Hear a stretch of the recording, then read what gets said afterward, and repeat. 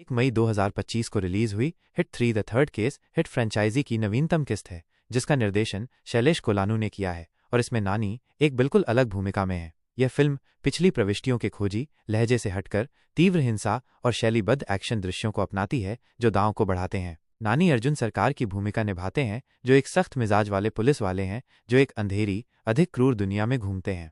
इस समीक्षा में हम फिल्म की कहानी, नानी के प्रदर्शन, पर्दे के पीछे के तकनीकी काम और दर्शकों की प्रतिक्रियाओं का विश्लेषण करेंगे। चाहे आप शैली में बदलाव के बारे में उत्सुक हों या ये जानना चाहते हों कि हिट 3 उम्मीदों पर खरी उतरती है या नहीं, ये पोस्ट उन चीज़ों को कवर करती है जो इस साहसिक नए अध्याय में काम कर गईं, माइनस और क्या नहीं। कथानक और कथा संरचना हिट 3 अपराध थ्रिलर के मूल को तीव्र एक्शन के साथ संतुलित करती है, लेकिन इसकी कहानी और कथानक इसकी अवधि में समान रूप से सामने आते हैं। फिल्म की कथा एक जटिल रहस्य को हिंसा के शैलीबद्ध चित्रण के साथ जोड़ती है, जिसका उद्देश्य गहरे विषयों की खोज करते हुए दर्शकों को बांधे रखना है। यहाँ बताया गया है कि फिल्म अपने विषयों, चरित्र की गहराई, गति और कहानी कहने की शैली को कैसे संभालती है।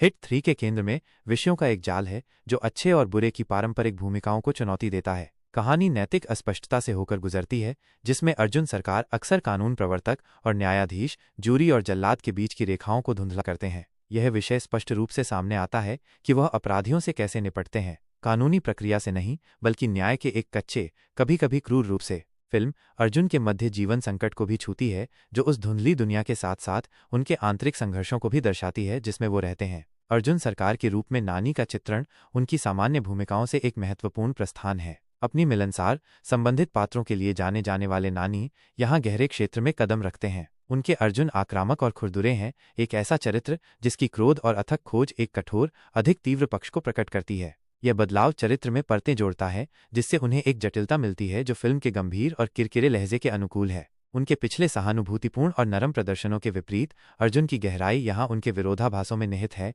कमजोर और हिंसक, धर्मी और निर्दयी। कानून प्रवर्तन बनाम आपराधिकता जैसे विषय केवल अर्जुन द्वारा जांचे गए अपराधों में ही नहीं बल्कि उनके अपने व्यवहार के माध्यम से भी सामने आते हैं।